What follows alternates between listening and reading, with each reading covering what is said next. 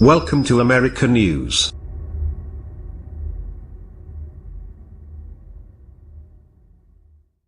Cue the funeral bagpipes. My fourth health insurance plan is dead. 2 weeks ago, my husband and I received yet another cancellation notice for our private, individual health insurance coverage. It's our fourth Obamacare and just obituary in 4 years. Our first death notice, from Anthem Blue Cross and Blue Shield, arrived in the fall of 2013. The insurer informed us that because of changes from healthcare reform, also called the Affordable Care Act or ACA, our plan no longer met the federal government's requirements.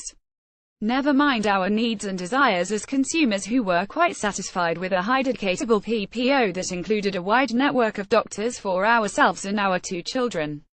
Our second death knell, from Rocky Mountain Health Plans, tolled in August 2015.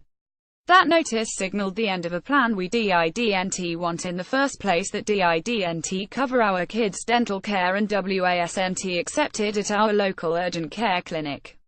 The insurer pulled out of the individual market in all but one county in Colorado, following the complete withdrawal from that sector by Humana and United Healthcare. Our third notice of plan discontinuation, again from Anthem, informed us that the insurer would no longer offer your current health plan in the state of Colorado in August 2016. With fewer and fewer choices as know-it-all Obamacare bureaucrats decimated the individual market here and across the country, we enrolled in a high-deductible Bronze HSA EPO health savings account exclusive provider organization offered by Minneapolis-based startup, Rate Health. Now, here we are barely a year later, déjà screwed times 4. Our current plan will be discontinued on January 1, 2018. But don't worry, Rate Health's eulogy writer chirped, we have similar plans to address your needs. Right. Where have I heard those pie-in-the-sky promises before? Oh, yeah. Straight out of the socialized medicine Trojan horse's mouth. If you like your doctor, President Obama promised, you will be able to keep your doctor. Period. If you like your healthcare plan, you will be able to keep your healthcare plan.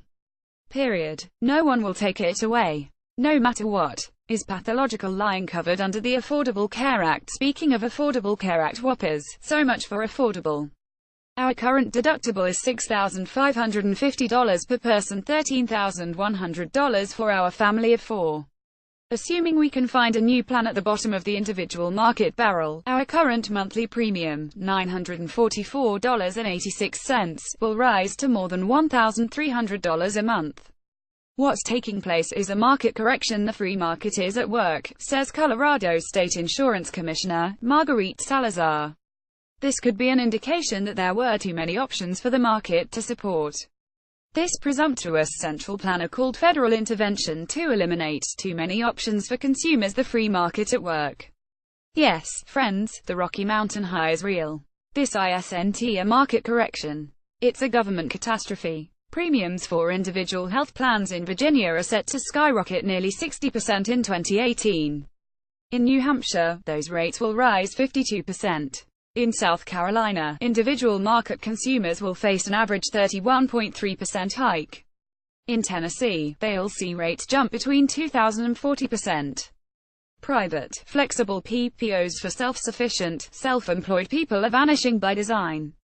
The social-engineered future, healthy, full-paying consumers being herded into government-run Obamacare exchanges and severely regulated regional HMOs, is a bipartisan big government health bureaucracy's dream come true. These choice wreckers had the arrogant audacity to denigrate our pre-Obamacare plans as substandard Obama, crappy MSNBC big mouth Ed Schultz and junk policies. Sen. Tom Harkin, Iowa. When I first called attention to the cancellation notice tsunami in 2013, liberal Mother Jones magazine sneered that the phenomenon was phony. And they're still denying the Obamacare death spiral. Liberal Vox Media recently called the crisis a lie. I don't have enough 4-letter words for these propagandists. There are an estimated 450,000 consumers like us in Colorado and 17 million of us nationwide, small business owners, independent contractors and others who don't get their plans through group coverage, big companies or government employers. The costs, headaches and disruption in our lives caused by Obamacare's meddlers are real and massive. But we're puzzles to corporate media journalists who've never had to meet a payroll and don't even know what is the individual market. We're invisible to late-night TV clowns who get their Obamacare at all costs talking points from Chuck Schumer. We're pariahs to social justice, healthcare activists, and Democrats who want us to just shut up and subsidize everyone else's insurance. And we're expendables to establishment Republicans who hoovered up campaign donations on the empty promise to repeal Obamacare, and now consider amnesty for immigrants here illegally and gun control higher legislative priorities than keeping their damned word. We're the canaries in the Obamacare coal mine. Ignore us at your peril, America. You're next.